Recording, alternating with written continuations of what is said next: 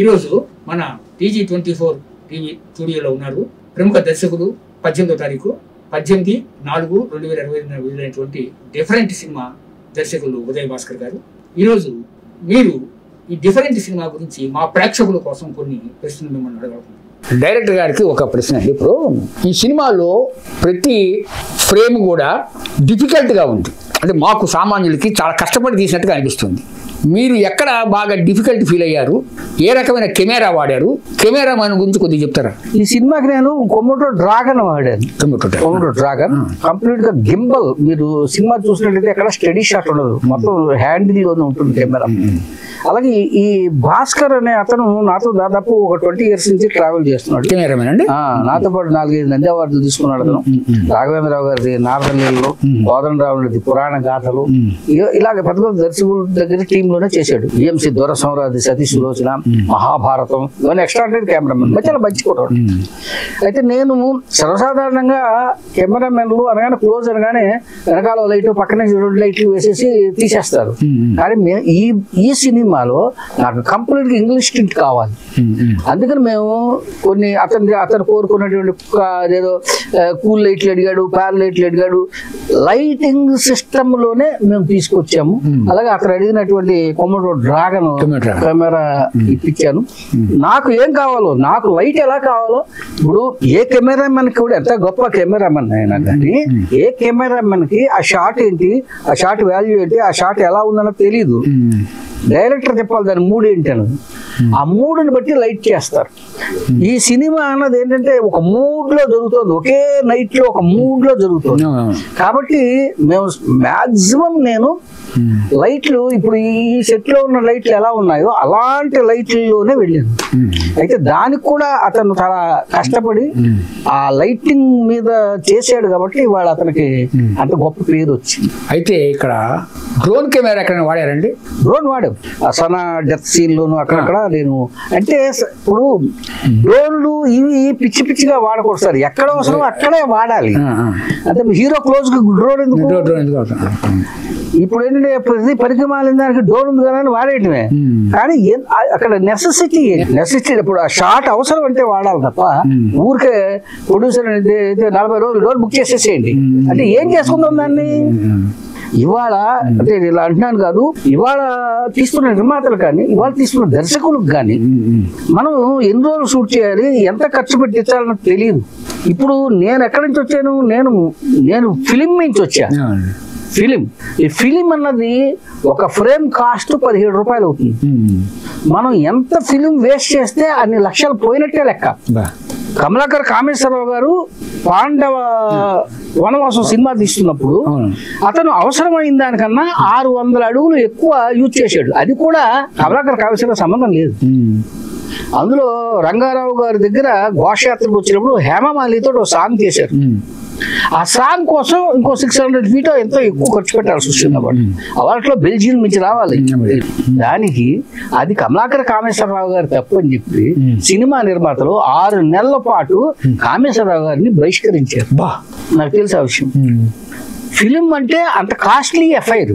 అక్కడి నుంచి వచ్చాను నేను. అందువలన నేను ఎంత షూట్ చేయాలి, ఎన్ని రోజులు షూట్ చేయాలి, అది ఫిలిం కావచ్చు, డిజిటల్ కావచ్చు, ఫిలిం కావచ్చు, డిజిటల్ కావచ్చు, అంతే షూట్ చేస్తా. నేను పేపర్ మీద ఏదైతే రాశానో అదే ఉంటుంది. అంతే ఊరికే తీసి కట్ చేసి పారేసాం అనుకోండి, ప్రొడ్యూసర్ నష్టపోతాడు. దానివల్ల ఎప్పుడు కూడా షూటింగ్ డేట్లు ఎన్నైతే మనం తక్కువ చేస్తున్నామో అంత ప్రొడ్యూసర్ మిగులుతాడు. బహుశా నేను 20 రోజులు బడ్జెట్ చేసి 19 రోజుల్లో చేసాను అనుకోండి, 20వ రోజు బడ్జెట్ ప్రొడ్యూసర్కి మిగిలినట్టు. నేను 20 రోజులు అన్నది 21 రోజు చేశాను అనుకోండి, ఆ 1 రోజు బడ్జెట్ ఎక్కువ. ఈ బడ్జెట్ కాల్కులేషన్ అన్నదే ఇవాళ సినిమా ఇండస్ట్రీలో లేకపోవటం వల్ల ఒక చిన్న సినిమాకి కూడా 5 కోట్లు 10 కోట్లు ఖర్చు పెడుతున్నారు. బాగానే ఉంది, కానీ ఆ సినిమా ఆడట్లేదు అనుకోండి, అంతట్లో ప్రొడ్యూసర్ ఆగిపోతున్నాడు, వెళ్ళిపోతున్నాడు. ఇది వరకు సంస్థలు ఉండేవి, విజయ సంస్థ, AVM సంస్థ, ఇలాంటి పెద్ద పెద్ద సంస్థలు ఉండి సినిమాలు తీసేవి. ఇవాళ వ్యక్తులు సినిమాకు వస్తుంది, మంచిదే. కానీ ఈ వస్తున్న వ్యక్తులకి ఈ సినిమా గురించి అసలు తెలియదు. దీంట్లో డైరెక్టర్ ఏం చేస్తాడో తెలియదు. ఇంకొకటి ఏంటంటే ఏదో 10 కోట్లు ఉన్నాయి, 3 కోట్లు ఖర్చు పెట్టి మా అబ్బాయిని హీరోగా చేసేద్దాం అంటే చేసేయడం, ఏదో ఒక వాల్ పోస్ట్ అసలు వాళ్ళ ఫిలిం నగర్ లో కానీ ఎక్కడైనా వాల్ పోస్టులు ఏం వేస్తున్నారో ఆ సినిమాలు ఏమిటో కూడా తెలియకుండా ఉన్నాయి. అయితే ఇప్పుడు లొకేషన్స్ ఎక్కడ తీశారు అసలు సార్? ఈ సినిమాకి నాకు వెల్కమ్ ప్రొడ్యూసర్ గారు బాంబేలో న్యూజిలాండ్ లో చేయండి అని చెప్పాడు. న్యూజిలాండ్ లో మీకు కెమెరా ఇప్పిస్తాను, అన్ని ఇప్పిస్తాను చెప్పాడు. సరే ఏమైందంటే అది కరోనా టైం, అంటే పాస్పోర్ట్లు కానీ వీసాలు కానీ న్యూజిలాండ్కి ఇవ్వాల. కానీ మేము ఏం చేసాం, న్యూజిలాండ్ కి మ్యాచ్ చేస్తూ నేను హైదరాబాద్ లోనే షూటింగ్ చేశాను. హైదరాబాద్ లోనే షూటింగ్ చేశా. అందులోను పరమ ఫేమస్ లొకేషన్ బూత్ బంగ్లాలో చేశాను. అది బూత్ బంగ్లా అని ఎవరన్నా గుర్తిస్తే అడగండి. లేదు, గుర్తించలేదండి ఈ విషయం. నేను బూత్ బంగ్లాలో తీసాను. న్యూజిలాండ్ కి మ్యాచ్ చేశాను నేను. న్యూజిలాండ్ లోనే ఎవరు అనుకోండి. అది ఏంటి, అది మన నాలెడ్జిని బట్టి ఉంటుంది. బూత్ బంగ్లాలో తీసారా? ఇప్పుడు మీకు అమెరికాలో షూటింగ్ కావాలా, నేను ఇక్కడే తీసి మిమ్మల్ని వాషింగ్టన్ డీసీలో కూర్చోబెట్టగలను నేను. అది రైటర్ అండ్ డైరెక్టర్ చేతిలో. అయితే దీనికి శంకర్రావు గారు నిర్మాత కదా, బడ్జెట్ ఎంత ఉంటుందండి చెప్పండి, పర్వాలేదు. దీనికి నేను అనుకోవటం ఏంటంటే ఫారిన్ ఆర్టిస్టులు వాళ్ళని వీళ్ళని తెచ్చారు కాబట్టి నేను ఒక 1.5 దాకా అయి ఉంటుంది అనుకుంటున్నాను. పాపం ఆయన సన్నడ్ శాండ్ లో పెట్టినప్పుడు దాదాపు 10 లక్షలు అయింది ఆయనకి పబ్లిసిటీకి. అంటే ఈ ప్రశ్న ఎందుకు అడుగుతున్నానంటే అండి, బడ్జెట్ ప్రశ్న మేము అడగకూడదు, ప్రేక్షకుడిగా బడ్జెట్ మాకు సంబంధం లేదు, సినిమా బాగుందా లేదా. అయితే ఎందుకు అడుగుతున్నానంటే తెలుగు సినిమా నుంచి ఇంగ్లీష్ సినిమాకి ప్రమోట్ అయ్యాం కాబట్టి, అంటే ఒక ఉదయ భాస్కర్ ప్రమోట్ అయ్యింది, తెలుగు వాళ్ళందరూ ప్రమోట్ అయ్యింటే అందరికీ ఆ ధైర్యం ఇచ్చేసారు మీరు సార్. ఇప్పుడు చెప్పేది పూర్తిగా క్వశ్చన్, ఈ డైరెక్ట్ సైడ్ ఎందుకు అడుగుతున్నానంటే, ఒక ఉదయ భాస్కర్ గారు ఈ పని చేశారు, మన ఊళ్ళో ఒక MBBS సీట్ వచ్చింది, మన వాళ్ళు చేయాలి రాయిద్దాం అనుకుంటారు కదా. అలాగే మన ఊళ్ళో ఒకడు క్రికెట్ టీంలో చేరాడు, ఇండియా టీంలో, మనం కూడా పంపిద్దాం అనుకున్నట్టుగానే రేపటి నుంచి ఉదయ భాస్కర్ గారు తీశారు, మనం కూడా తీద్దాం సినిమా అని డైరెక్టర్ ముందుకు వస్తారు. ప్రొడ్యూసర్ అదే 100 కోట్లు 1000 కోట్లు మనం పెట్టలేమా అంటారు. మీరు కరెక్ట్ చెప్తే మీరు ఒక మెసేజ్ ఇచ్చినట్టు అవుతుంది. ఏంటంటే మీరు ఇప్పుడు 1.5 crore అన్నారు, 2 కోట్లు వేసుకోండి. 2 కోట్లు తీసే ప్రొడ్యూసర్ చాలా మంది ఉన్నారు, వాళ్ళు రేపటి నుంచి ఇంగ్లీష్ సినిమాకి లైన్ కడతారు. అది మీకు పోటీయా కాదన్నది డజంట్ మ్యాటర్, కానీ మంచి స్ఫూర్తి. పోటీ అనడం కంటే స్ఫూర్తి అని అనుకుంటున్నాను. అందువల్ల బడ్జెట్ కరెక్ట్ చెప్పేసింది సార్. ఇప్పుడు జేమ్స్ కెమెరూన్ అవతార్ సినిమా తీశాడు, 8,000 కోట్లు ఖర్చు పెట్టి 8 సంవత్సరాలు కష్టపడి అవతార్ తీశాడు. అక్కడ ఒకడు నాలాంటి బుడబుక్కల డైరెక్టర్ ఒక చిన్న కెమెరా పెట్టుకుని, పెళ్లి కెమెరా పెట్టుకుని ఎర్నార్మల్ యాక్టివిటీ అని తీశాడు. జేమ్స్ కెమెరూన్ అవతారు 8 సంవత్సరాలు పట్టింది, 6 నెలల్లో తీసి సినిమా రిలీజ్ చేశాడు. కెమెరూన్ సినిమా అవతార్ ఎంత కలెక్ట్ చేసిందో వీడి పారానార్మల్ యాక్టివిటీ అంత కలెక్ట్ చేసింది. అంతేకాకుండా కెమెరూన్ ఆ అవతార్ ఒకటి తీసి 2 తీయడానికి చాలా కష్టపడ్డాడు. 8 సిరీస్ తీసాడు, 8 ఫ్రాంచైజీ తీసాడు ఈ పారానార్మల్ యాక్టివిటీ. బడ్జెట్ ఎంత అన్నది కాదు సార్, సబ్జెక్ట్ ఏంటి. సబ్జెక్ట్ లేకుండా మీరు బడ్జెట్ 1000 కోట్లు పెడతారు, ఏం చేద్దాం అది? అట్లా కాదు కదండి విషయం. అంటే ఇంకోటి, ఏ సినిమా అయినా, అది ఇంగ్లీష్ అయినా, హిందీ అయినా, తమిళ్ అయినా, మలయాళం అయినా కానీ ఆ సబ్జెక్ట్ ఎంత కోరుకుంటుందో అంతే పెట్టాలి. అట్లా కాదు కదండి విషయం. ఇండస్ట్రీలో ఉన్నటువంటి విధానం ఏంటంటే, సినిమాను బట్టి బడ్జెట్ పెట్టేటటువంటి నిర్మాతలు కొంతమంది ఉన్నారు, కొంతమంది ప్రొడ్యూసర్ ఎలా ఉన్నారంటే బడ్జెట్ని బట్టి సినిమా కోరుకుంటారు. అట్లా కాదండి. ఇప్పుడు మామూలు మీ భావన నాకు అర్థమైంది సార్. ఇప్పుడు సినిమా బడ్జెట్ అనేది ఎక్కడ పెరిగిపోతుందంటే సార్, మనకి ABC ఆర్టిస్టులు వేసుకుందాం. ఏ ఆర్టిస్ట్ దగ్గరికి వెళ్ళాడు అనుకోండి, 100 కోట్లు అడుగుతాడు, 100 కోట్లు హీరో, ఆయన పక్కన 25 కోట్లు హీరోయిన్, ఆయన పక్కన మళ్ళీ ఒక 25 కోట్లు విలన్. ఇలా 600 కోట్లు సినిమా అంటే 300-350 కోట్లు మీకు ఆర్టిస్ట్ బడ్జెట్ అవుతుంది సార్. వాళ్ళు ఒరిజినల్ గా చేస్తుంది అంతా 200-250 కోట్లలోనే తీస్తున్నారు. పైగా 40 కాల్ షీట్లు తీయాల్సిన సినిమాని 120 కాల్ షీట్లు, 180 కాల్ షీట్లు. నేను ఆ మధ్యన ఒక సినిమా కోసం ఒక పెద్ద ప్రొడ్యూసర్ ఒక మైథాలజీ, బ్రహ్మాండమైన మైథాలజీ, దానికోసం ఆయన ఒక హీరోని సంప్రదించడానికి లేడు. అతను ఏం చెప్పాడంటే ప్రొడ్యూసర్ కి, నేను 120-180 కాల్ షీట్లు చేస్తేనే సినిమా తీస్తేనే ఇస్తాను. అసలు 120-180 కాల్ షీట్లు అంటే ఎవరు అసలు? అది డైరెక్టర్ ఇష్టం. 40 కాల్ షీట్లు, 50 కాల్ షీట్లు, నువ్వెవరు అసలు? 120-180 కాల్ షీట్లు నీ మీద తీస్తూ కూర్చుంటే ఈ ప్రొడ్యూసర్ ఏమైపోతాడు? ఈ స్ట్రాటజీ అన్నది వాళ్ళ కరువు అయిపోయింది. ఇప్పుడు నాకు డిఫరెంట్ లో కథలో హీరో ఉన్నాడు, హీరో చుట్టూ కథ తిరగలేదు. కానీ ఇవాళ సినిమా ఏంటంటే హీరో చుట్టూ తిరుగుతుంది. అవును, నేను అడిగేది అదే సార్. ఇప్పుడు నేను అడిగేది ఏంటంటే, ఈ సినిమా డిఫరెంట్ సినిమాకి ఇంత బడ్జెట్ అయిందన్నప్పుడు ఇప్పుడు 1.5 crore మీరు చెప్తున్నారు, 1.5 crore 2 crores వేసుకోండి. ఒక కొత్త పరిణామానికి మీరు నాంది పలుకుతున్నారు. కొత్త పరిణామానికి ఎవరు నాంది పలుకుతారో వాళ్ళే ప్రమాదంలో ఇరుక్కుంటారు. అవునా కాదా?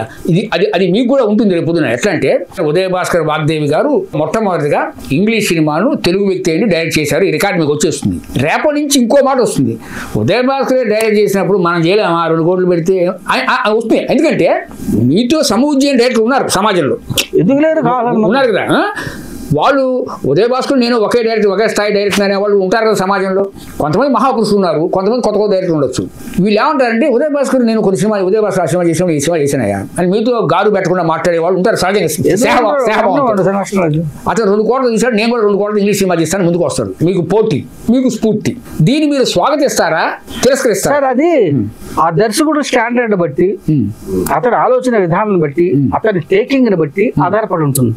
భాస్కర్ గారు 2 కోట్లు తీశాను కాబట్టి నేను 2 కోట్లలోనే తీస్తాను అంటే 2 కోట్లలో తీస్తాను అంటే ఆ వేగాన్ని అందుకోగలగాలి. ఇప్పుడు నేను నా 2వ సినిమా నారాయణరావు గారితో మధ్యతరగతి బాబారావు. దీనికి ముందు రికార్డు ఎవరిదంటే విజయ నిర్మల్ గారు. విజయ నిర్మల్ గారు రోజుకి 30 నుంచి 35 షాట్లు తీసేవారు. టాప్ స్పీడ్ లేడీ డైరెక్టర్ అని ఆవిడ. నేనప్పుడు మధ్యతరగతి మహాభారతానికి డైరెక్ట్ చేస్తూ ఆల్రెడీ జీవన వేదం అనే సినిమా తీసిన డైరెక్టర్ అని నేషనల్ బెస్ట్ డైరెక్టర్ అయినా కానీ హనుమంతరావు గారు వాళ్ళు మధుసూదన్ రావు గారికి హిందీ రాదు అని చెప్పి లవకుశ సినిమాకి నన్ను ఇన్ఛార్జిగా వేశారు. ఎందుకంటే ఆ పద్మాలయలో అప్పుడు కొంత హిందీ వచ్చి వేదమని నేను ఒకటి. సరే, జితేంద్ర, జయప్రద, అరుణ్ గోయిలు చాలా మంది ఉన్నారు అందులో. ఈ సినిమా చేస్తున్నప్పుడు ఈ సినిమా షెడ్యూల్ అయిపోయింది. తర్వాత అది దాసనారాయణ గారితో మధ్యతరగతి మహాభారతం షెడ్యూల్. ఒకరోజు ఒక పెద్ద కళ్యాణం మధురానగర్లో కళ్యాణ మండపంలో ఇచ్చారు. ఎంతమంది ఆర్టిస్టులు? 22 మంది ఆర్టిస్టులు. నారాయణరావు గారు, యశ్వరలక్ష్మి, లక్ష్మి, ఇలాంటి వాళ్ళు, బ్రహ్మానందం, భరణి, బాబు మోహనం, మల్లికార్జునరావు, ఇలా 22 మంది ఆర్టిస్టులు ఉన్నారు. నారాయణరావు గారు మహానుభావులు వాళ్ళు 9 షూటింగ్ అంటే 8:30కే నారాయణరావు గారు వచ్చాడు. కూర్చున్నాడు. కూర్చొని స్క్రిప్ట్ పట్టరా భాస్కర్ అన్నాడు. వెళ్ళి తీసుకొచ్చేంత 30 పేజీలు స్క్రిప్ట్ అది చూశాడు. ఎన్ని రోజులు ప్లాన్ చేసేవు అన్నాడు. 1 రోజు చేశారు. ఈ 1 రోజులో కూడా ఏ ఒక్కరి డేట్ నా దగ్గర లేదు. మా ప్రొడ్యూసర్ మల్లికార్జునరావు గారు గంటకు బ్రహ్మానందాన్ని తీసుకొస్తున్నాడు, 1 గంట భరణి గారిని తీసుకొచ్చి, ఇలా ఉంది పరిస్థితి. నారాయణరావు గారు అసలు నువ్వు ఇది ఎలా తీస్తావో చూస్తా అన్నాడు. పైగా ఒక చోట కాదు, మొత్తం ఆ కళ్యాణ మండపంలో అన్ని చోట్ల జరుగుతూ ఉంటుంది ఆ సీక్వెన్స్.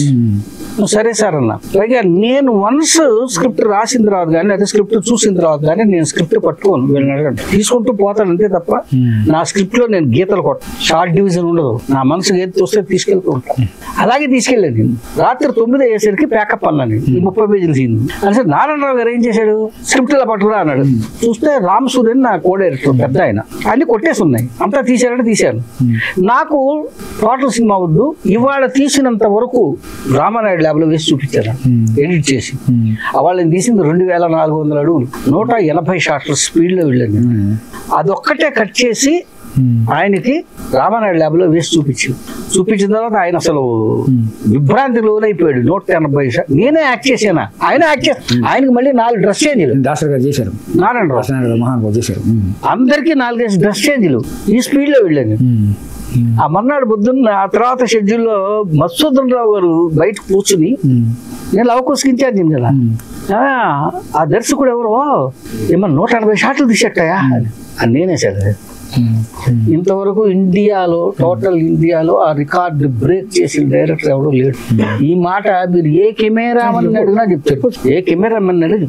ఆ ధైర్యం ఉందనుకోండి అవతల డైరెక్టర్కి ఆ ధైర్యం ఉండాలి, షాట్ మీద కమాండ్ ఉండాలి. అంటే నేను ఏంటంటే ఇప్పుడు సినిమాలు ఒక 2 కోట్లు మినిమం బడ్జెట్ వచ్చి అంతకంటే తక్కువ తీస్తే రిలీజింగ్ అట్లా మనకు సమాజంలో మాకు తెలిసిన విషయాలు ఏంటంటే అంతకంటే తక్కువ తీసేవాళ్ళు ఉన్నారు, తీసిన వాళ్ళు రిలీజ్ చేసుకోలేకపోతున్నారు. కనీసం ఆ మాత్రం బడ్జెట్ పెట్టి సినిమా రిలీజ్ అవుతుంది 2 కోట్లతో. అయితే అది ఇంగ్లీష్ సినిమా కూడా తీయొచ్చు అనుకున్నప్పుడు వాళ్ళు ఇంగ్లీష్ సినిమా వైపు మొగ్గు చూపుతారు.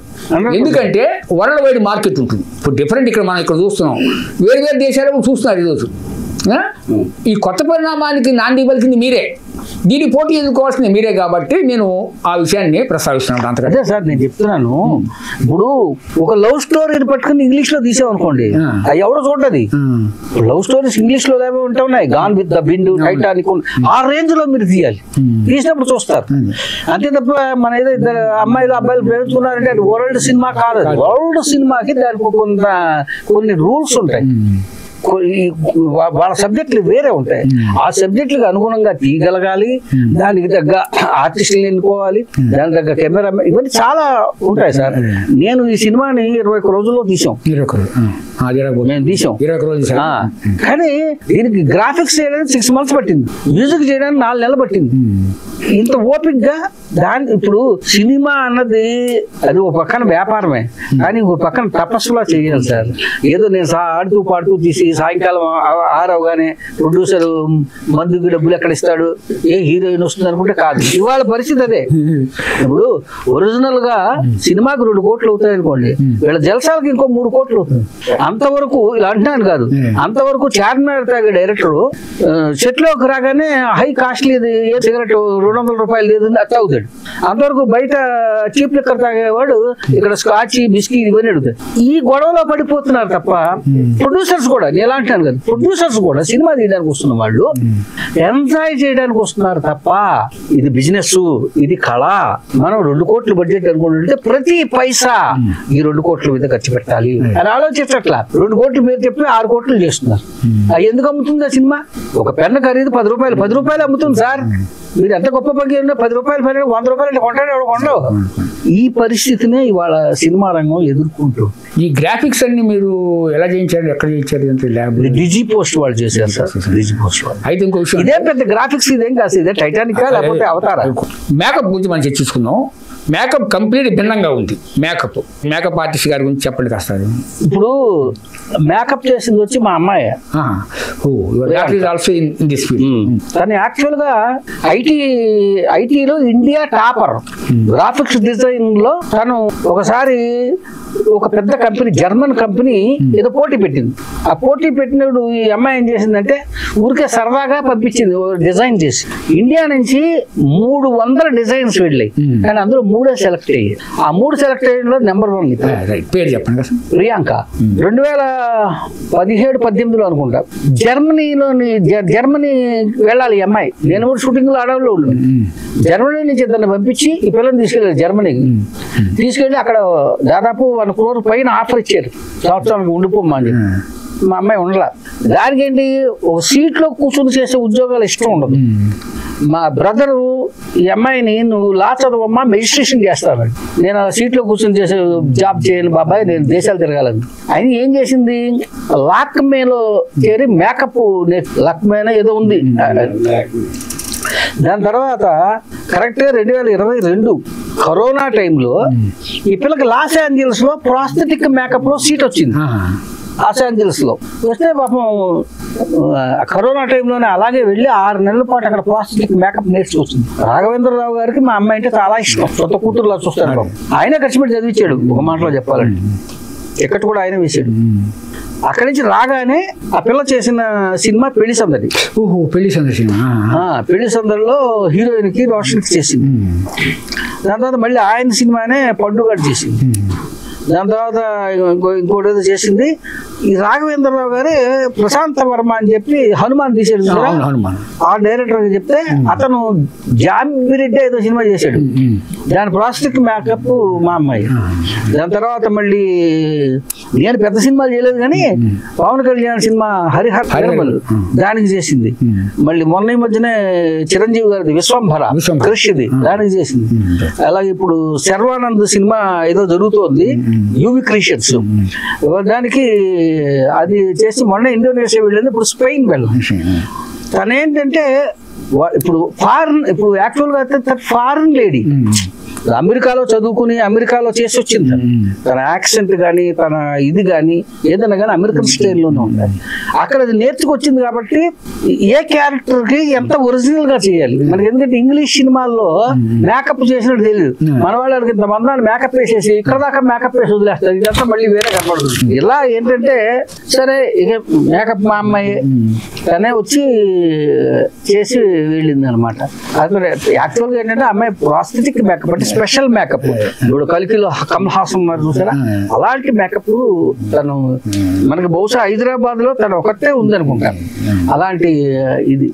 ఆ పిల్లకి ఆ ఇంట్రెస్ట్. కానీ యాక్చువల్గా అమ్మాయి మేకప్ ఆర్టిస్ట్ కాదు, తను ఐటీలో టాపర్ తను. కానీ ఈ రంగంలోకి వచ్చి నాకు అసలు సినిమా ఫీల్డ్కి తీసుకురావాలని నేను అనుకోవాలా. కానీ తను వచ్చింది. సరే ఆడపిల్ల మనం నేను కాదనలేను. ఒక క్వశ్చన్ వంశీ గారిని అడగాలనుకుంటుంది. వంశీ గారు డిఫరెంట్ సినిమా బాగానే ఉంది, చక్కగా ఉంది. కానీ మీరు అందులో ప్రొఫెసర్ పాత్ర వేశారు, బాగుంది. కానీ మీ గెటప్ కూడా చాలా డిఫరెంట్ గా ఉందేంటి? మీరు ఉండటం కూడా చాలా డిఫరెంట్ గా ఉన్నారు. అసలు ఏంటి, అసలు మీరు హెయిర్ మెయింటైన్ చేయరా? దాని పరిస్థితి ఏంటి నాకు చెప్పండి. అందులో ఉన్నట్టుగా ఉన్నారు, నిజ జీవితంలో కూడా అట్టుగా ఉన్నారు. నేను గత 20 సంవత్సరాల నుంచి నా గెటప్ ఇలాగే ఉంది, కొత్తగా ఉంది. మీరు చూసే ఉన్నారు, నాది ఇది అవతారం ఇంతే అండి. అయితే ఆ పాత్రను మీకు ఆ క్యారెక్టర్ మీద మీ అభిప్రాయం ఏంటి? అసలు క్యారెక్టర్ ఎలా చేయాలని చేశారు దానికి? డిఫరెంట్ సినిమానే డిఫరెంట్ గా ఉంది. ఫస్ట్ నేను డైరెక్టర్ గారి దగ్గరికి వెళ్ళి మాట్లాడినప్పుడు, సార్ చాలా కొత్తగా ఉంటుంది కాన్సెప్ట్, క్యారెక్టర్ ఇలా ఉంటుంది, వచ్చి నువ్వు చేస్తావా అని అడిగాను. సార్ నేను చేస్తానండి అని అడిగాను. చేయించారు. నిజంగా వారికి ధన్యవాదాలు. చాలా ఆ క్యారెక్టర్ ప్రతి ఆర్ట్ ఎలా ఇది కావాలి, ఎలా తిరగాలి, ఎలా ఉండాలి, ఎవ్రీథింగ్ అన్ని నాకు నేర్పించింది డైరెక్టర్ గారు. ఇంకా దాని మీద మీరు చూసే ఉంటారు స్టోరీ. దాంట్లో నా క్యారెక్టర్ ఎలా ఉందో కూడా మీరు చూసారు. ఎలా అనిపించింది మీకు? మాకు సాటిస్ఫాక్షన్. మీకు ఇచ్చే క్యారెక్టర్ మీరు పూర్తిగా కూడా న్యాయం చేశారని చెప్పి నేను అనుకుంటాను. డైరెక్టర్ గారికి నిజంగా అండి. అయితే అండి ఇప్పుడు జ్ఞాత్ గారు, హీరో గారు, మీకు ఒక క్వశ్చన్, సూట్ క్వశ్చన్. ఈ పిక్చర్ చేస్తున్నప్పుడు మీరు ప్రేక్షకుల్ని భయపెట్టే సందర్భాలు, మీరు భయపడ్డట్టుగా నటించిన సందర్భాలు ఉన్నాయి. నిజంగా ఎక్కడ భయపడ్డారా అసలు? అవునండి, ఎన్నోసార్లు. అసలు ఆ స్క్రిప్ట్ స్క్రీన్ ప్లే చూసినప్పుడే నాకు భయం వేసింది. షూటింగ్ పక్కన పెట్టండి, ఇలాంటి పాత్ర అనేది నా క్యారెక్టర్ ఎలా చేయగలుగుతానని ఇది ఎంతో పెద్ద డిబేట్ పెట్టుకున్నాను. ఎందుకంటే ఎవరైనా న్యూ కమర్ డెబ్యూ సినిమా అంటే మీరు చెప్పినట్లుగా అదే ఫైట్ ఫ్యాన్స్ హీరో అంటే నేను పుట్టి పెరిగింది కూడా అదే ఇన్ఫ్లుయెన్స్ తో. ఏదైతే ఇమీడియట్ ఉందో తెలుగు హిందీ సినిమా మన ఇండియన్ లో ఉన్నా కాబట్టి నేను గురుగారిని ఎప్పుడైతే కలిసామో ఆయన చెప్పిన ఒక్క ఫోన్ కాల్ లోనే ఆయన పొటెన్షియల్ నాకు అర్థమైపోయింది. ఆయన ఎప్పుడైతే మాట్లాడుతున్నారో ఆ ఎక్సైట్మెంట్ మీరు ఇప్పుడు చూస్తూ ఉంటారు, చాలా ఎక్సైట్మెంట్ వే ఆఫ్ టాకింగ్ ఉంటుంది. ఎప్పుడైతే కలిసాము సార్, నేను ఎగ్జాజరేట్ ఏం చేయట్లేదు, జస్ట్ ఒక 30 pages ఉంది ఆ స్క్రిప్ట్. నేను ఇలా చేసని అనుకుంటున్నాను. ఏదైతే ఒక చిన్న ఏమంటారు అది డెమో షూట్ లాగా ఏదో ఒకటి చేద్దాం అనుకున్నప్పుడు అసలు ఆ బాడీ లాంగ్వేజ్ నాకు రావట్లేదు. అప్పుడు ఆ కాన్షియస్నెస్ అనేది పెరిగిపోయింది. ఇది గురుగారు ఏవైతే అన్నారో, మనం ఎప్పుడైతే మేకప్ వేసుకుంటావో, ఎప్పుడైతే నువ్వు ఆ ఎన్వైరన్మెంట్ లో ఉంటావో, ఎప్పుడైతే అందరూ సినిమా షూటింగ్ ఎన్వైరన్మెంట్ లో అప్పుడు నువ్వు దిగుతావు అని క్యారెక్టర్ లో. ఇప్పుడు ఏదైతే మీరు అనుకున్నది, ఇప్పుడు సింపుల్ సినిమా షూటింగ్ అంటే స్క్రిప్ట్ చూస్తాం, మేకప్ వేస్తారు, ఫైట్ మాస్టర్ ఉంటారు, డ్యూప్ ఉంటారు, డైలాగ్ చెప్తారు, ప్రాంప్ట్ ఇస్తారు. అట్లా కాదు, మేము రియల్ గా ఒక్కొక్క సీన్ స్టడీ చేసుకుని ఒక వర్క్ షాప్ లాగా పెట్టి ఫారెన్ ఆర్టిస్ట్ తో మాట్లాడుకొని ఆ cameraman. One more thing sir, మనం షూట్ చేసిన అన్ని రియల్ టైం, అన్ని నైట్ ఎఫెక్ట్. ఎక్కడ నైట్ ఎఫెక్ట్ లైట్స్ వాడలేదు, స్టూడియో పోస్ట్ లో వాడలేదు. రియల్ గా 3 o'clock షూట్ చేసాం, బిట్వీన్ 12 to 3. సో అవన్నీ చూస్తే భయం వేసింది సార్. అయితే ఇప్పుడు మీరు మీ నటన మీద ఏ మహానటులి ఇన్ఫ్లుయెన్స్, తెలుగు నటుల, ఇంగ్లీష్ ఏదైనా చెప్పచ్చు మీరు? ఇంగ్లీష్ యాక్టర్ ఎవరు ఇన్ఫ్లుయెన్స్ మీద, ఎవరు మీ ఫేవరెట్, అసలు మీ ఫేవరెట్ యాక్టర్ ఎవరు? అంటే ఫస్ట్ టైం సార్ ని కలిసినప్పుడు అది వాకిన్ ఫీనిక్స్ జోకర్ ఎలా చేశారమ్మా సార్, ఆయన మేనరిజమ్స్ చూడండి. ఇప్పుడు చూసి ఇమిటేషన్ అనేది అర్థం చేస్తారు కెమెరా ముందు ఉంటే అదే. కానీ ఏదైతే మీరు ఆ సైకలాజికల్ పార్ట్స్ అన్నారు కదా, నేను అది స్టడీ చేశాను. అసలు మల్టిపుల్ పర్సనాలిటీ డిసార్డర్ ఏంటిది, అటెన్షన్ డెఫిసిట్ డిసార్డర్ ఏంటిదని, ఈ అబ్బాయి ఆ మోటివ్ ఏంటిది, అసలు ఎందుకని అట్లా చంపుతా ఉంటున్నాడు? Because is highly intelligent. ఆ ఇంటెలిజెన్స్, ఆ బ్రెయిన్ కెపాసిటీ ఆయన కంట్రోల్ చేయలేకపోతున్నాడు. ఒక మనిషికి అంత స్పీడ్ ఉన్నప్పుడు ఏదో ఒకటి చేస్తూ ఉండాలి. అయితే ఆ మోటివ్ పెట్టుకుంటే the natural reactions are what you see on screen. చెప్పారు కదా, ఎక్కడ యాక్ట్ చేయలేదు. ఎక్కడైతే పాత్రలో జీవించారు రియాక్షన్స్ తో అవి పండించినాయి. ఎవరికైనా కానీ ఇప్పుడు మనకైనా కానీ సబ్ కాన్షియస్ బ్రెయిన్ 100 దాటి వెళ్ళిపోతే మనం చాలా విచిత్రంగా ప్రవర్తిస్తూ ఉంటాం. అందుకే అందులో క్యారెక్టర్ చూడండి, సబ్ కాన్షియస్ బ్రెయిన్ అబ్నార్మల్ 106 అంటాడు, ఇంటెలిజెన్స్ 106 అంటాడు. అంటే అంత ఇంటెలిజెన్స్ కి మనం వెళ్ళిపోయినప్పుడు మన బిహేవియర్ మనకు తెలియదు. ఐదర్ మెంటల్ అన్నా వచ్చేస్తుంది, ఆరు చాలా విచిత్రంగా బిహేవియర్ ని చేస్తారు. పైగా ఇంకోటి మెయిన్ పీటర్ పాన్ సిండ్రోమ్ అనేది దాని మీద ఎక్స్ప్లోర్ చేశారు. అది ఐ థింక్ ఫస్ట్ టైం దాని మీద. పీటర్ పాన్ సిండ్రోమ్ మీద ఫస్ట్ సినిమా ఇది. కథాపరంగా మై ఫాదర్ వాజ్ డెడ్ అని చెప్తారు కదా మీరు వచ్చి, తల్లిదండ్రులు చంపేసే విధానంలో ఇలా రక్త సంబంధికుల్ని చంపినటువంటి ఆ విధానం అయినప్పుడు దానికి సంబంధించి మీరు ఆ టైంలో ఎలా ఫీల్ అయ్యారు అసలు ఆ యాక్షన్ అప్పుడు? రియల్ గా చెప్పారంటే అక్కడ కొంచెం భయం వేస్తుందండి. ఎందుకంటే సనా గారు రియల్ గా ఒక మదర్లీ క్యారెక్టర్ లైక్ చేశారు. ఫస్ట్ టైం అట్లా సీనియర్ ఆర్టిస్ట్ తో వర్క్ చేసేది. పైగా తను కూడా ఇలాంటి సైకలాజికల్ హారర్ ఎలిమెంట్స్ లో అట్మాస్ఫియర్ లో ఉండటం కూడా భయం వేసింది. తను ప్రతి సీన్ ప్రేయర్ చేసుకుంది. ఎందుకంటే ఇవి కొంచెం సెంటిమెంట్స్ హర్ట్ అవుతాయి కదా, పైగా అర్ధరాత్రుల్లో రక్తం ఇది అది చూసారు ఎవరికన్నా ఏదో కొంచెం పానిక్ వస్తుంది. కానీ యాజ్ ఐ సెడ్ సార్, ఈ సబ్జెక్ట్ అలాంటిది రియల్ గా అన్ని డిఫరెంట్ 24 డిపార్ట్మెంట్స్ దీంట్లో డిఫరెంట్. ఇది ఒక రకంగా మాకు ఫ్రెష్నెస్ ఇలాంటి షూట్ చేసేది చూస్తా ఎక్సైట్మెంట్ అనొచ్చు, థ్రిల్ అనొచ్చు. అండ్ మెయిన్ థింగ్ ఒక ఆర్టిస్ట్ కి ఒక ఛాలెంజ్, అందరికి ఒక challenge, technical team plus artist కి ఉన్న అదే ఛాలెంజ్ అనేది ఫేస్ చేశారు. ఒకటండి, మీ ప్రీవియస్ ఎక్స్పీరియన్స్ గురించి మీరు ఎక్కడైనా ట్రైనింగ్ అయ్యారా? ఇంతకుముందు ఏమైనా సినిమాలు చేశారా? దాని గురించి చెప్పండి మాకు. నేను ఎంత ట్రైనింగ్ చేసినా ఇంకా సరిపోదు. ఏదైతే నేను ట్రైన్ చేసుకున్నా అది అన్ట్రైనింగ్ చేయాలి. ఎందుకంటే ఏదైతే నేను చెప్పాను కదా సార్, చిన్నప్పుడు ఎవరైనా హైదరాబాద్ లో పుట్టుతారు, టీవీ కానీ చూస్తే సినిమాలు చూస్తే అదే ఫైట్స్, యాక్షన్, పేజీలు డైలాగులు, అమ్మాయిని వెంట పడతాం. అదే పుట్టి పెరిగేసరికి ఓకే 5 years 8 years ఏదైతే మనం ప్రిపేర్ అవుతామో అవన్నీ మర్చిపోమ్మా అసలు ఆయన సింపుల్ గా చెప్పారు. అయితే ఒక విషయం అండి, ఈ సినిమా డిఫరెంట్ బాగా విజయపదంలో కొనసాగుతుంది. నెక్స్ట్ మీకు సినిమా అవకాశాలు వస్తాయి. ఇంగ్లీష్ సినిమాలో నేను చేశాను అని తెలుగు సినిమాలో అవకాశం వస్తే ఇష్టపడతారా? లేదా నేను ఆల్రెడీ హాలీవుడ్ యాక్టర్ అయిపోయాను, తెలుగు సినిమాలు ఎందుకు అనుకుంటారా? మీ మనసు ఉండదు చెప్పండి సార్. ఏదైనా నా ఫస్ట్ లో ఆల్వేస్ కెమెరా అండి. నాకు చిన్నప్పటి నుంచి కెమెరా చుట్టూ ఉండాలని నా డ్రీమ్. అది లాంగ్వేజ్ బ్యారియర్ అని ఏదైనా నాకు అసలు ఇంకా ఎక్కుతుంది. ఎప్పుడైతే కెమెరా ఉంటుందో వాళ్ళ యాక్టివ్నెస్ వచ్చేస్తుంది. అది లాంగ్వేజ్, జానర్, డైరెక్టర్ అనేది అవుట్లో అంటారు, కానీ I do anything for the camera.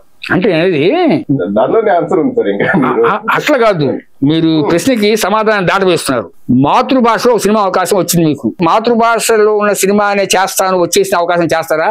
నేను హాలీవుడ్ యాక్టర్ని, నాకు ఈ తెలుగు సినిమా ఎందుకు అనుకో చెప్పేసి ఏదైనా మా ప్రేక్షకులు తెలియజేయాలి. మీరు కాదు ఇవాళ హాలీవుడ్ ఆర్టిస్టులు కూడా మరి తెలుగులో చేస్తున్నారు కదా. ఇప్పుడు RRR లో చేయలే, హాలీవుడ్ ఆర్టిస్టులు చేశారు, తెలుగు సినిమా అయినా కదా అది. అలాగే తనకి ఆయన మనసు అట్లా మీరు చెప్తే అట్లా ఆయన చెప్పాలి కదా.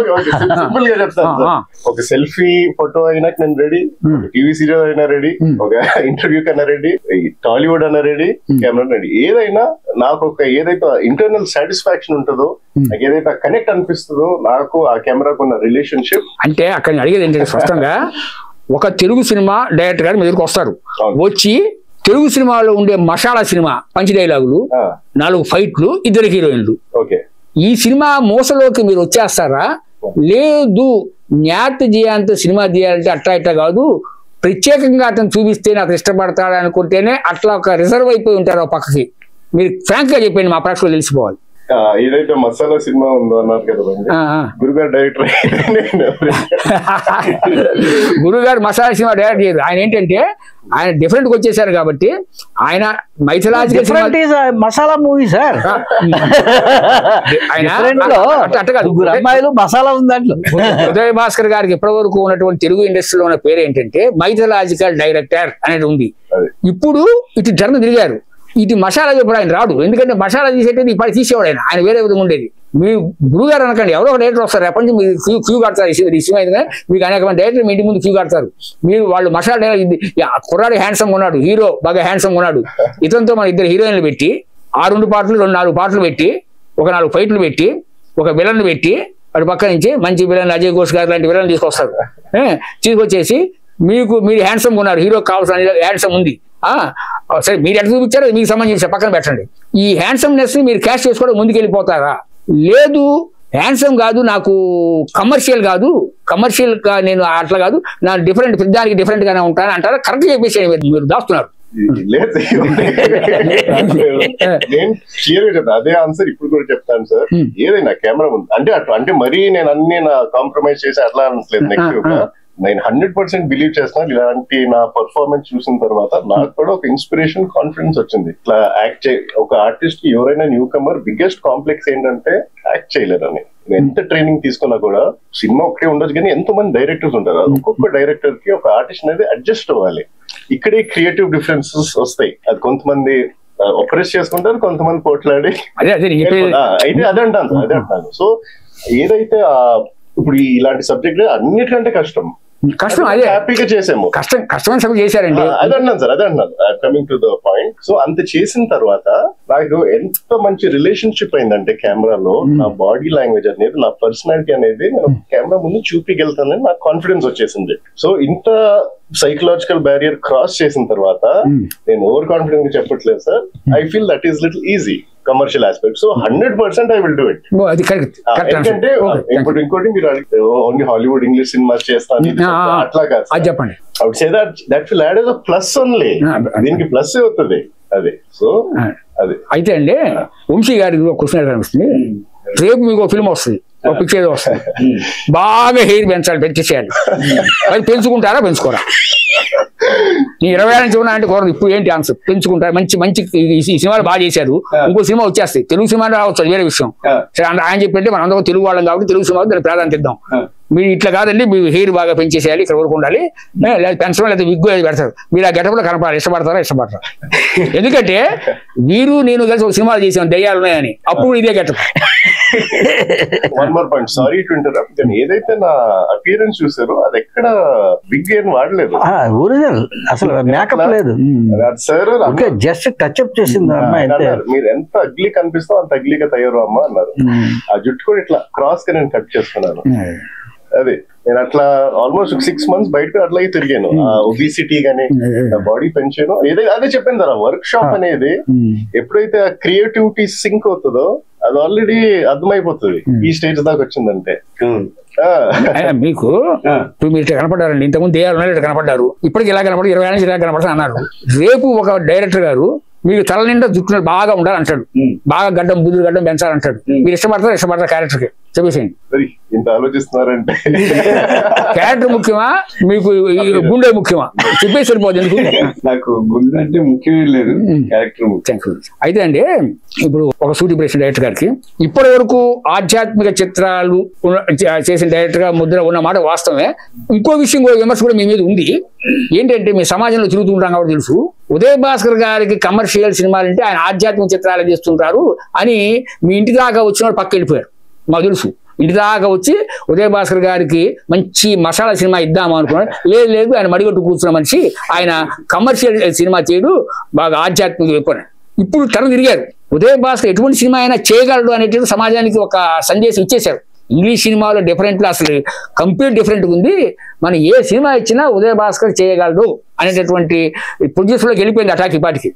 రేపొద్దున ఒకళ్ళు వచ్చి వెంగమామను మర్చిపోయి, మధ్యతరగతి మహాభారతం మర్చిపోయి, ఎస్టీబీసీలో వచ్చేటువంటి భక్తి ఛానల్ మర్చిపోయి అన్ని పక్కన పెట్టి మీ చేత ఒక మసాలా కమర్షియల్ సినిమా, యూత్ ని రెచ్చగొట్టే మంచి ఐటమ్ సాంగ్ అన్ని ఉన్న సినిమా తీస్తారు. అటువంటి సినిమాకి ప్రొడ్యూసర్ వస్తాడు రేపు పొద్దున. అప్పుడు పరిస్థితి ఏంటి సార్? అసలు నేను ఆధ్యాత్మికం మైథాలజీ డైరెక్టర్, నేను రచయితని కాదు sir. For your kind information, నేను సంవత్సరానికి ఒకసారి కూడా టెంపుల్ కి వెళ్ళను. అది పర్సనల్ లైఫ్. నేను డిటెక్టివ్ రైటర్ని. మద్రాసులో ఉన్నప్పుడు నేను 63 రచనలు చేశాను. నేను, కొమ్మూరి వేణుగోపాలరావు గారు, విశ్వప్రసాద్, ఇలా కొంతమంది, మధురాధర్, ఇలా ఒక 5-6 ఉండేవాళ్ళం. అందులోనూ చిన్నవాడిని నేనే. బుద్ధాయి పబ్లికేషన్స్ అనేవాళ్ళు ఏదన్నా 2 రోజుల్లో ఒక నవల రాయాలి అన్నప్పుడు మా బ్యాచ్ అందరినీ పిలిచేవారు. పిలిస్తే వీళ్ళంతా నాకన్నా చాలా సీనియర్స్. వీళ్ళు ఏం చేశారు, 2 రోజుల్లో నవల రాయాలి, వీడికి చెప్పండి అనేవారు. అప్పుడు నాకు చెప్పేవారు. నాకు ఎంత ఇచ్చేవారు? నవలకు 60 రూపాయలు ఇచ్చేవారు అప్పట్లో, 89-90లో. అప్పుడు 2 రోజులు ఒక నవల రాసిపారు. అంతరిక్షంలో అగంతకుడు అని టైటిల్ ఇస్తే రాసేయటమే దాని మీద. ఇలా సస్పెన్స్ నవల్లో సస్పెన్స్ చాలా రాశారు. అందుకే మీరు నా సీరియల్స్ కానీ నేను దేవుడి మీద తీసిన సీరియల్స్ అన్నా మీరు చూస్తున్నప్పుడు నేను స్ట్రైట్ నేరేషన్ లో ఆ కథ చెప్పను, ఫ్లాష్ బ్యాక్ లో గానీ కట్ షాట్స్ లో గానీ చెప్తూ ఉంటాను. అంటే అది ఎంత పౌరాణికమైన ఒక సస్పెన్స్ మెయింటైన్ చేస్తేనే ఇవాళ ప్రేక్షకుడు ఉంటాడు. ఒక సస్పెన్స్ మెయింటైన్ చేయలేదు అనుకోండి, ప్రేక్షకుడు కూర్చోడు, టీవీ ముందు కూర్చోడు. ఇవాళ ఎందుకంటే రిమోట్ వాడి చేతిలో ఉంది, ఇలా అనగానే వెళ్ళిపోతుంది ఛానల్. ఎలా కూర్చోబెట్టాలి? ఇంకోటి ఏంటంటే సినిమా దర్శకుడికి సినిమా తీయటం చాలా తెలుసు, సినిమా తీయటం ఒప్పించడం చాలా తేలిక. ఒక సీరియల్ డైరెక్టర్కి సీరియల్ ఒప్పించడం చాలా కష్టం. ఎందుకు? ఒక సినిమా దర్శకుడు 2 గంటల్లో తేల్చేస్తాడు కథని, కానీ సీరియల్ డైరెక్టర్ అలా కాదు. ప్రతిరోజు సస్పెన్స్ పెట్టాలి, ఒక్కొక్కసారి ప్రతి బ్రేక్ లోనూ సస్పెన్స్ పెట్టాలి. ఈ సీరియల్ ఈ ధారావాహిక 1000 ఎపిసోడ్ అవుతుందో 2000 ఎపిసోడ్ ఎవరికి తెలియదు. ఈ సస్పెన్స్ మెయింటైన్ చేస్తూ వెళుతున్నారు చూసారా, ఈ దర్శకులు అందరికీ హ్యాట్స్ ఆఫ్. అలా సస్పెన్స్ డైరెక్టర్ నేను. అందువలన ఏంటంటే నేను చాలా కాలం నన్ను నేను మైథాలజీలు పద్మాలయ వాళ్ళు తీసుకొచ్చారు నన్ను మైథాలజీ. శేషరావు గారు జేవీఆర్ హనుమాన్ చేస్తూ ఆయన మధ్యలో వదిలేసి వెళ్ళిపోయినప్పుడు హనుమంతరావు గారు, బంగారు గారు, కృష్ణ గారు ఎవరు మైథాలజీ తీసేవాళ్ళు ఎవరు ఉన్నారంటే అప్పట్లో నేను వాళ్ళకి మధ్యతరగతి మహాభారతం నారాయణరావు వరకు నన్ను తీసుకొచ్చి మైథాలజీ జేవీఆర్ హనుమాన్ తీయమన్నారు. దారా సింగ్, బిందు సింగ్, జయశ్రీ గారు చాలా పెద్ద పెద్ద ఆర్టిస్టులు, వాళ్ళందరితో నేను జేవీఆర్ హనుమాన్ చేశాను. ఇక అక్కడ నుంచి నా మీద మైథాలజీ డైరెక్టర్ అని ముద్ర పడిపోయింది. వాస్తవం అది ముద్ర పడిపోయింది. కానీ ఒరిజినల్ గా నా మనసు మైథాలజీది కాదు, అది కాదు సస్పెన్స్ థ్రిల్లర్. విషయం ఏంటంటే జ్ఞాత్ గారు, ఇప్పుడు ఒక విషయం, ఈ సినిమా మీరు చేస్తున్నప్పుడు మీకు బాగా కష్టతరమైన అంశం ఏంటి? డిఫికల్ట్గా మీరు ఏ సీన్ చేశారు అది చెప్పగలరా? డిఫికల్ట్ అంటే సార్ ఫిజికలీ అండ్ ఎమోషనలీ దాన్ని డిఫరెన్షియేట్ చేయొచ్చు.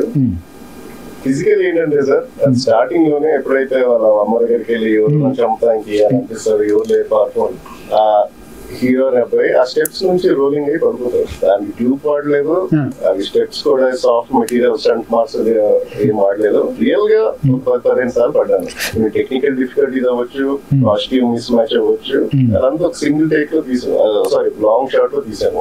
అక్కడ నుంచి కింద పడే వరకు. ఆ పడిన తర్వాత కూడా అర్థాలు వెతుక్కోవాలి. అయితే ఆ ఫిజికల్ మోకాలు పైకి మీరు చూస్తే నాకు నేను 10-15 kgs ఎక్కువ వెయిట్ పుట్టాను అయ్యా. అదంతా నా ఇంకుల మీద అంతా ప్రాపర్ గా పడింది. ఆ పడిన తర్వాత కూడా ఆ గ్లాసెస్ తీసుకున్న తర్వాత ఏదైతే షార్ట్ సైడ్ ఏమంటారు సార్, షార్ట్ సైడ్ అది అసలు ఎంత హెడేక్ ఇస్తుందంటే మీరు జస్ట్ ఇట్లా పట్టుకుంటేనే లిటరల్ హెడేక్ ఇట్లా పట్టేస్తుంది. అది నేను వేసుకొని చెప్పినప్పుడు ప్రతి 10 seconds తీసి వెట్ క్లాత్ తో నేను చేసాను.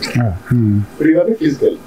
ఎమోషనల్ ఏంటంటే సార్, ఇప్పుడు ఏదైతే ఆ సినిమాలో నేను నాకు అడిగేది కదా అబ్బాయి ఎందుకని పద్దాక వాళ్ళ మమ్మీని తిడతాడని, ఎందుకంటే వాళ్ళు ఆ బిల్లీ మైలిగన్ క్యారెక్టర్ అనేది ఎక్కింది. ఆ బిల్లీ మైలిగన్ క్యారెక్టర్ లాగే రియాక్ట్ అవుతున్నారు. కానీ నేను యాక్టర్ గా చేస్తున్నాను కాబట్టి ఆ క్యారెక్టర్ కూడా నాలో ఎక్కిపోయింది. పైకి మేము 12 o'clock ఇది ఏమంటారు అది దయ్యం టైంలో మేము షూట్ చేస్తే అవి నేను తీసుకుని ఇంటికి వెళ్తున్నాను. మరి ఇది ఎప్పుడైతే అట్లా బిగిసిపోతున్నానో, ఏడుస్తున్నానో, ఎవరో నన్ను చంపడానికి ఒకటి ఉంది సార్. యాజ్ పర్ సైన్స్ ఏదైతే మనం రిపిటేషన్ చేస్తానే ఉంటే మనలో ఎక్కువవుతుంది. అది సైన్స్ ప్రూవెన్.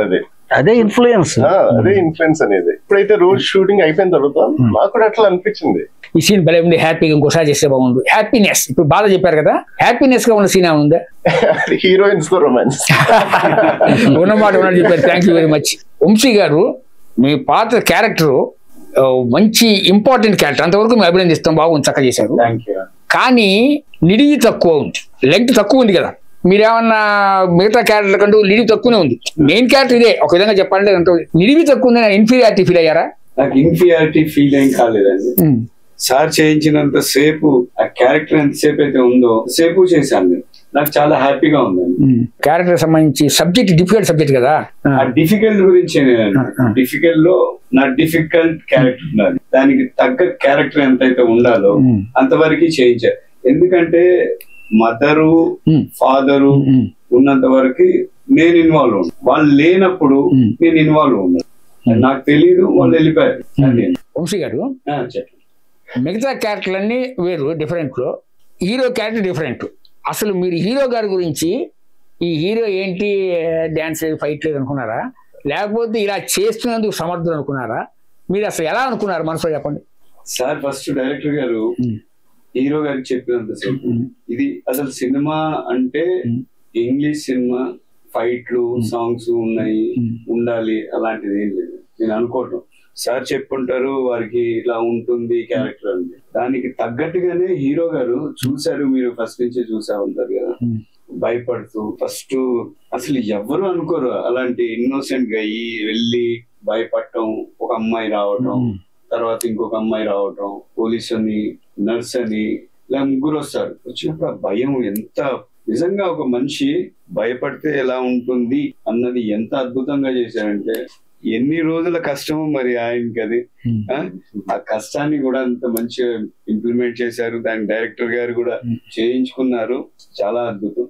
తర్వాత మళ్ళీ ఇలా ఇంటర్మిషన్ ఉంటుంది కదా, ఇంటర్వెల్ తర్వాత భయపెట్టటము, వాళ్ళని భయపెట్టడం, వాళ్ళని ఎలా చంపాడు, అది చంపుతున్నప్పుడు ఎలా ఉంది. ప్లస్ ఇంకోటి నాకేంటంటే దీంట్లో ఒక చోట బట్టలు ఇప్పేసి వస్తారు, స్నానం చేసేటప్పుడు బట్టలు ఇప్పేసి వస్తారు. అది కూడా ఎంత అద్భుతంగా సృష్టించారు డైరెక్టర్ గారు. చూసారు. అండ్ నటనకి నేను దాసోహం అయిపోయాను అసలు. యాక్చువల్లీ హీరో గారికి అద్భుతం ఉంది, ఎక్సలెంట్. నేను చెప్పటం మట్టుకైతే హీరో గారు బాగా అద్భుతంగా చేశారు. డైరెక్టర్ గారు కూడా బాగా చేయించారు. దీనికి అంతటికి మూల కారకుడు డైరెక్టర్ గారు. ఇప్పుడు రచయితగా మా మనసులోంచి ఒక క్యారెక్టర్ పుట్టినప్పుడు ఆ క్యారెక్టర్ ఎలా ఉండాలి, ఎలా డిజైన్ చేయాలని మేము ఆలోచిస్తాం. దానికి ఆర్టిస్ట్ కూడా 100% సహకరించాలి. 100% ఆర్టిస్ట్ పాత్ర నేను అనుకోవాలి తప్ప నేను ఈ పాత్రను చేస్తున్నాను అనుకుంటే అది పండదు. ఇంతమంది ఆర్టిస్టులు ఉన్నా కమల్ హాసన్ కి అంత మంచి పేరు రావడానికి గల కారణం ఏంటంటే, ఆయన ఈ క్యారెక్టర్ నేను అనుకుంటాడు తప్ప నేను ఈ క్యారెక్టర్ చేస్తున్నాను అనుకోడు. చాలా మంది మనకు నటులు ఉన్నారు. రైతే కమల్ హాసన్ నటిస్తున్నప్పుడు మనకి కమల్ హాసన్ క్యారెక్టర్ లో ఉంటాడు తప్ప ఆ క్యారెక్టర్ కమల్ హాసన్ చేస్తున్నాడు అన్న ఫీల్ కలగనిపడదు. క్యారెక్టర్ కనపడుతుంది, కమల్ హాసన్ కనపడదు. అది సీరియస్ అయినా సిల్లీ అయినా ఏదైనా. అలాగే ఇక్కడ మీకు న్యాష్ లో ఏంటంటే బాబే కనపడతాడు, న్యాష్ కనపడదు. అంటే న్యాష్ ఆ బాబ్ క్యారెక్టర్ లో అంత ఇన్వాల్వ్ అయ్యాడు. ఇప్పుడు ఆ మెంటల్ ఆసుపత్రి దగ్గరించి వచ్చేసేసి తల్లి దగ్గర ఫోన్ లాక్కుంటాడు. ఆ క్యారెక్టర్ లో వాడి మనస్తత్వం ఏంటంటే, వాడు జస్ట్ లైక్ ఒక 5-6 సంవత్సరాల కిడ్ అంతే. వాడు ఏం చేస్తున్నాడు వాడికి తెలియదు. సెల్లను పట్టుకెళ్ళిపోయి విసిరేసి చాలా సింపుల్ గా చెప్తాడు, ఐ కిల్ డాడ్. తను ఏం చేస్తున్నాడు, ఎలా ప్రవర్తించు అంటే తను కంప్లీట్ గా ఆ క్యారెక్టర్ లో ఇన్వాల్వ్ అయిపోయాడు. కాబట్టి మీరు అక్కడ న్యాష్ని చూడరు, బాబ్ మన్రాజ్ గిల్నే చూసారు. ఆ క్యారెక్టర్ ని అంత గొప్పగా చేయగలిగాడు. ఇవాళ కాదు, ఇప్పుడు పైగా ఏంటంటే మనం ఒక్కొక్క సినిమాని చూడగానే ఇది ఓల్డ్ సినిమా అని ఒక ఫీల్ వస్తుంది. కానీ ఈ డిఫరెంట్ సినిమాని 10 సంవత్సరాలు పోయిన తర్వాత మీరు చూసినా అంతే పెప్పు. రేపు పొద్దున్న న్యాష్ పిల్లలు చూసినా అది ఇవాళ కాక నిన్న తీసినట్టే ఉంటుంది. ఆ కాన్సెప్ట్ అలాంటిది. ఆ కాన్సెప్ట్ లోకి తాను మలుచుకున్నాడు. ఎప్పుడైతే షార్ట్ లోకి వస్తాడో తను బాబ్ లా ప్రవర్తించాడు తప్ప న్యాష్ లా ప్రవర్తించాడు. ఆ క్యారెక్టర్ లోకి ఇన్వాల్వ్మెంట్ అన్నది అంత ఉండాలి. పైగా ఇది నేను హీరోని అనే ఈ పంద లేదు అక్కడ. నేను క్యారెక్టర్, నేను బాబ్ని. ఆ బాబ్ ఎంతవరకు ఎలా ఉంటాడో అలాగే బిహేవ్ చేసింది ఆ క్యారెక్టర్. హీరోయిన్స్ అనగానే సహజంగా బ్యూటిఫుల్ గా ఉన్నటువంటి అమ్మాయిని తీసుకోవడం చేస్తారు కదా. నైజీరియా అమ్మాయిని ఒక అమ్మాయిని తీసుకొచ్చారు, ఇరాన్ నుంచి ఒక అమ్మాయి వచ్చింది, రష్యా నుంచి ఒక అమ్మాయి వచ్చింది. మేము పత్రికలో చదివాం. మన హిందీలో అందమైన అమ్మాయిలు ఎంతో మంది ఉన్నారు, తెలుగులో ఉన్నారు. మీరు ఎక్కడికో పోయి తీసుకొచ్చారని మరి వీళ్ళు ఎవరైనా సెలెక్ట్ చేసుకుని ఇంకా ఈ సినిమాకి ఒక బ్యూటిఫుల్ గా ఉన్న అమ్మాయి ఉంటే ఇంకా ఎంకరేజ్మెంట్ ఉండేదిగా. సార్ మీరు ఇప్పుడు బెంగళూరు అమ్మాయిలు అందంగా ఉంటారు, హిందీ అమ్మాయిలు అందంగా ఉంటారు, కానీ వీళ్ళు ఎవరిలో కూడా ఫారిన్ స్ట్రింగ్స్ అనేది కనపడదు. మనం తీస్తున్నది ఏంటి, ఇంటర్నేషనల్ అంటే ఫారిన్ మూవీ తీస్తున్నాము. ఫారిన్ మూవీ తీస్తుంది. కథ ఎక్కడ జరుగుతుంది, న్యూజిలాండ్ లో జరుగుతుంది. ఈ న్యూజిలాండ్ లో జరుగుతున్నప్పుడు న్యాష్ పక్కన ఒక తెలుగు అమ్మాయినో బెంగాలీ అమ్మాయిని ఇంకొక అమ్మాయినో పెట్టి సినిమా చేయొచ్చు. అప్పుడు అది ఫక్త్ తెలుగు సినిమా అవుతుంది, ఇంటర్నేషనల్ సినిమా అబద్ధం. నాకు మొన్న మధ్యన ఒక ప్రొడ్యూసర్ గారు వచ్చాడు. వాళ్ళకి ఇండియా వ్యాప్తంగా చాలా కాలేజెస్ ఉన్నాయి, ఆస్ట్రేలియాలో స్థిరపడ్డారు. వాళ్ళు వచ్చి నన్ను ఒక 2 ప్రముఖ హీరోలు డేట్లు తిండి సార్ మనం ఆస్ట్రేలియాలో సినిమా తీద్దాం, 40% సబ్సిడీ ఇస్తారు. నేను నవ్వి పెద్ద హోటల్లో డిస్కషన్ ఇది. అయ్యా మీరు ఇక్కడ నుంచి పెద్ద హీరోల్ని పెద్ద హీరోయిన్ని బట్టి అక్కడ తీస్తే తెలుగు సినిమా అవుతుంది తప్ప ఇంగ్లీష్ సినిమా కాదు, ఇంటర్నేషనల్ సినిమా కాదు. మీకు అక్కడే ఉన్నాడు బ్రూస్ విల్లిస్, ఆస్ట్రేలియా ఆర్టిస్ట్లే ఉన్నారు, వాళ్ళతో చెప్పండి సినిమా తీసిస్తాను నేను. అంటే కానీ వాళ్ళకి అవును ఇది కరెక్టే కదా అని ఐడియా రాలా. ఎప్పుడైతే మీరు ఎంత పెద్ద ఆర్టిస్ట్ అయినా తీసుకెళ్ళి ఫారిన్ లో తీయండి తెలుగు సినిమా, తెలుగు ఆర్టిస్టులు పెట్టుకుని తీస్తే తెలుగు సినిమానే అవుతుంది తప్ప that is not an international movie. అలా మేమేం చేసామంటే ఇది న్యూజిలాండ్ లో జరుగుతున్న కథ కాబట్టి ఇక్కడికి ఈ క్యారెక్టర్స్ కావాలి అనుకుని బాగా సెర్చ్ చేసి కొన్ని వందల ఫోటోలు చూసాను నేను. చూసి ఆఖరికి ఈ అమ్మాయి వచ్చి రష్యాలో పెద్ద బెల్లీ డాన్సర్ అమ్మాయి, ఆ కెమెరా అజీజా 24 ఏళ్ళు 25 ఏళ్ళు అమ్మాయి చాలా చాలా స్పీడు చాలా చలాకీ అయింది. నేను ఇలా అంటున్నాను కాదు, మన ఇండియన్స్ కి ఫారినర్స్ కి చాలా డిఫరెంట్ ఉంది. మనకి ఏ మాత్రం కొంచెం అలా వచ్చినా, ఇప్పుడు నేనే ఉన్నాను, నాకు కొంచెం రేంజ్ వచ్చింది అనుకోండి, చెప్పులు వేసేవాడు ఒకడు, గొడుగు పట్టేవాడు ఒకడు. మనం ఇవాళ ఇండియాలో ఏ హీరోయిన్ ని బుక్ చేసి మనం సినిమా తీయాలన్నా అమ్మాయి ఒక్కతే వస్తుంది, 10 మంది ఉంటారు. మళ్ళీ వీళ్ళకి 2-3 క్యారవాన్లు పెట్టాలి. ఇన్ని రకాల గొడవలు గందరగోళాలు ఉన్నాయి. కానీ ఆ అమ్మాయి అజీజా అమ్మాయి ఒక్కతే వచ్చింది. ఎలీ ఫర్హాదీ ఒక అమ్మాయి వచ్చింది ఇరాన్ నుంచి, ప్రిటీ జాయ్ ఒక అమ్మాయి వచ్చింది. వాళ్ళకి ఎవరు బాడీ గార్డులు కానీ మేకప్ ఆర్టిస్టులు కానీ ఎవ్వరూ లేరు. కరెక్టే. ఇప్పుడు మనం మామూలుగా తెలుగు సినిమాలకి హీరోయిన్ సెలెక్ట్ చేయాలంటే ఆడిషన్స్ పెడతారు. ఇక్కడ పెట్టి వాళ్ళని హీరోయిన్ సెలెక్ట్ ఏ హీరో అయితే వాళ్ళు తీసుకుంటారు, వేరే విషయం. మేము ఇప్పుడు ఎట్లా వాళ్ళు ఏం చేశారంటే ఇవాళ ఆడిషన్స్ పంపించాలంటే మనం అక్కడికి వెళ్ళాల్సి సార్, ఫోన్ లో పంపించారు. ఆడిషన్ పంపిస్తేనే నేను సెలెక్ట్ చేసుకున్నాను. అలాగే వచ్చారు చక్కగా. ఇక కెమెరా అజీజా అన్న హీరోయిన్ ఎంత అందంగా ఉందో మీరు చూశారు కదా.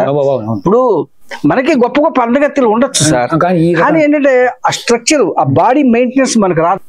మన వల్ల కాదు, అది స్కిన్ టోన్ మనకు రాదు, ఆ యాక్సెంట్ మనకు రాదు. ఇప్పుడు ఆ ఇరాన్ లేడీ ఉంది, అడుగు 45-50 ఏళ్ళు, కానీ ఎంత అందంగా ఎంత హుందాగా ఎంత డిగ్నిఫైడ్ గా ఉందో చూసారా. నేను అలాగే ఇంకొక తెల్ల అమ్మాయినో లేకపోతే ఇంకొక అమ్మాయినో లేకపోతే ఇండియన్ అమ్మాయినో ఆ ప్రిటీ జాయ్ క్యారెక్టర్ పెట్టచ్చు, దానికి నీగ్రోనే కరెక్ట్. అలాగే ఆ అమ్మాయి కూడా చాలా మంచి ఆర్టిస్ట్. అమ్మాయి ఆర్టిస్ట్ ఏదో డిప్లొమా చేసింది నైజీరియా నుంచి. ఇలా ముగ్గురిని నేను డిఫరెంట్ యాంగిల్స్ లో తీసుకొచ్చాను కాబట్టి సినిమా పేరు డిఫరెంట్. అయితే ముగ్గురులో అంటే వాళ్ళు పరోక్షంగా ఉన్నారు మనం చెప్పుకోవచ్చు. ఎవరు బాగా చేశారని మీరు అనుకుంటున్నారు? అజీజా. ఇప్పుడు అమ్మాయి ముగ్గురు బాగా చేశారు. అజీజా ఏంటంటే షార్ట్ చెప్పగానే అల్లుకుపోతుంది అమ్మాయి, చేసేస్తుంది అంతే. ఇంకా సెకండ్ టేక్ లేదు అమ్మాయి. వాళ్ళ ముగ్గురికి కూడా సెకండ్ టేక్ లేదు. ఇంకోటి మెయిన్ పాయింట్ సార్, ఈ ముగ్గురు హీరోయిన్స్ కి అది వాళ్ళ మదర్ టంగ్ కాదు, ఒకరికి సంబంధం లేదు.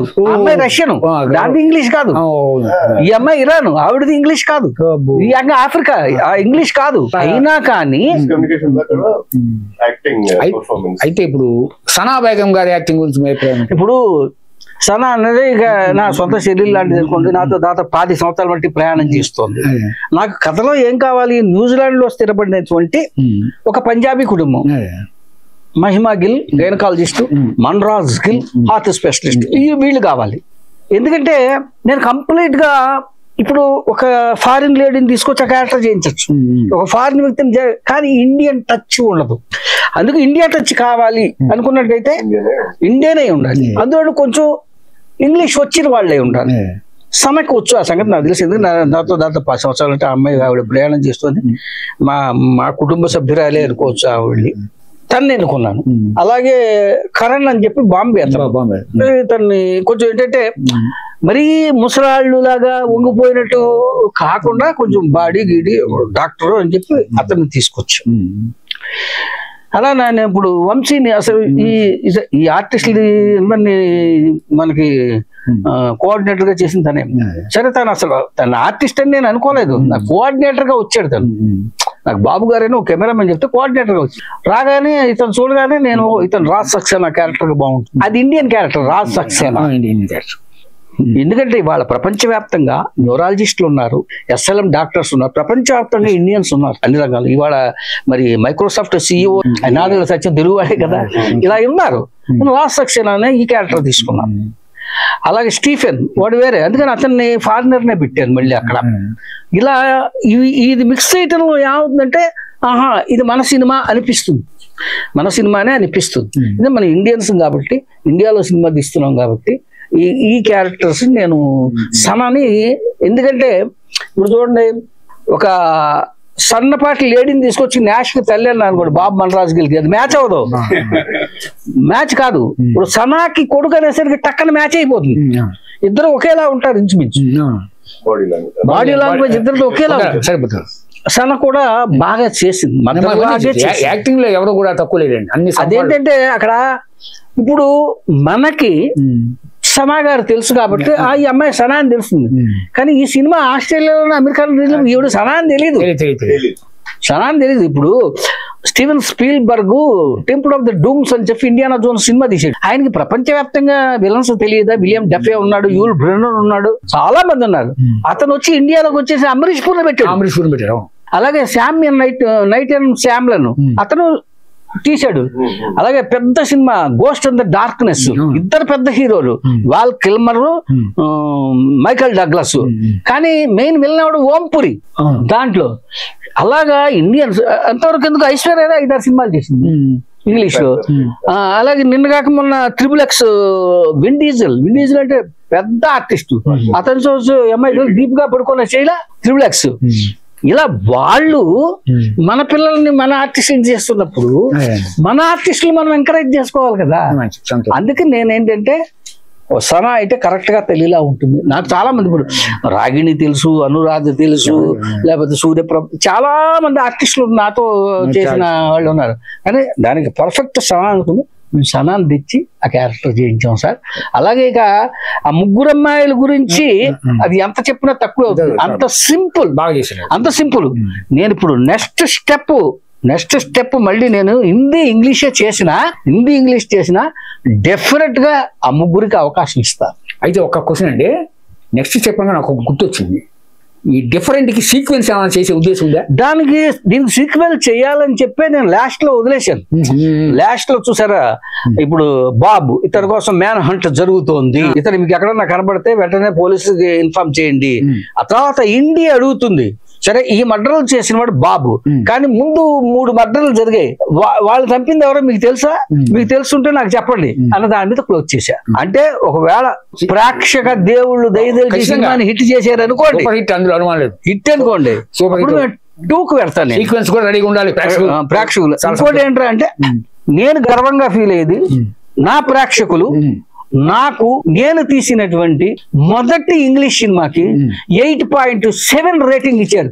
ఇంతకంటే నేను ఆనందించదగ్గది, గర్వించదగ్గది, నా ప్రేక్షకులకి అభినందనలు తెలియజేయగలది ఇంకొకటి లేదు. మీరు ముగ్గురు కూడా ఇది ఒక మంచి అనుభవంగా భావిస్తానని అనుకుంటున్నాను. మీ మనసులో ఉన్నవన్నీ కూడా మీరు చక్కగా చెప్పారు. మేము కూడా మా సామాన్య ప్రేక్షకుడుగా నాకు తోచినటువంటి ప్రశ్నలు నేను అడిగాను. ఏమన్నా మీరు ఎక్కడైనా ఇది ఇబ్బందికరమైన ప్రశ్నలు అడిగానని భావిస్తే అది మా సామాన్య ప్రేక్షకుడుగా భావించి అది మీరు అర్థం చేసుకోవాలని కోరుతున్నాను.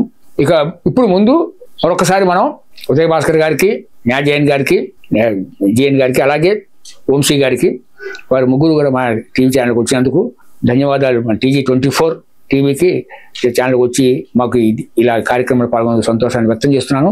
ఉదయ్ భాస్కర్ గారు ఇక్కడ నుంచి ఈ డిఫరెంట్తో కొత్త అధ్యాయానికి నాంది పలికి తెలుగువారు కూడా ఇంగ్లీష్ సినిమాలు తీయగలరు అనే సాహసానికి ఒడిగట్టి ఆ సాహసాన్ని విజయవంతం చేసి I came, I saw, I conquered, ఇది ఒక అద్భుతమైన వాక్యం. అది పూర్వం నెపోలియన్ విజయయాత్రలో చెప్పిన వాక్యం. ఆ వాక్యం గుర్తుకొచ్చింది. కేమ్, ఆయన వచ్చాడు, సా చూశాడు, మొత్తం చలనచిత్ర పరిస్థితి చూశాడు, కాన్కర్డ్, విజయం సాధించాడు. ఈరోజు ఆయన ఎవరు? ఉదయ్ భాస్కర్ గారు. ఆయన ఈ విజయంతో స్ఫూర్తి పొంది ఆయన ముందుకెళ్తారు. మరికొంతమందిని కూడా ముందుకు తీసుకెళ్లి తెలుగువారి ఆత్మగౌరవం గురించి నందమూరి తారక రామారావు గారు చెప్పినట్టుగా విశ్వమంతా తెలుగువారు విజయం సాధించాలి అని ఆయన చెప్పిన వాక్యాన్ని నిజం చేయడంలో ఉదయ్ భాస్కర్ గారు కృషి మొట్టమొదటి మెట్టు ఇది మరిన్ని అడుగులు, ఒక 1000 మైళ్ళ ప్రయాణమైన మొదటి అడుగుతో ప్రారంభమవుతుందని మొదటి అడుగు వారు వేశారు. 1000 అడుగులు ముందు పడతాయి. ఇది ఈ 2025లో జరిగినటువంటి చాలా సంతోషకరమైన విషయం. మరింత ముందు కాలంలో మరిన్ని విజయాలు సాధిస్తూ మన తెలుగు వారందరూ కూడా ఇంగ్లీష్ చిత్రాన్ని డైరెక్ట్ చేసే లెవెల్కి దర్శక శిఖామణులు, నిర్మాతలు, పెట్టుబడి పెట్టడానికి ఇందాక చర్చించినట్టుగా బడ్జెట్ నిర్మాతలు, అలాగే ప్రోత్సహించడానికి మన తెలుగు ప్రేక్షకులు అందరూ కూడా సమాయత్తం అవుతున్నాం. ఈ అవకాశం ఇచ్చే TG24 వారికి హృదయపూర్వక ధన్యవాదాలు. ఇచ్చేసినందుకు వీరికి హృదయపూర్వక ధన్యవాదాలు. అలాగే ఈ అవకాశం ఇచ్చే అందరికి కూడా ప్రేక్షకులందరూ కూడా ధన్యవాదాలు తెలియజేస్తూ థ్యాంక్ యూ.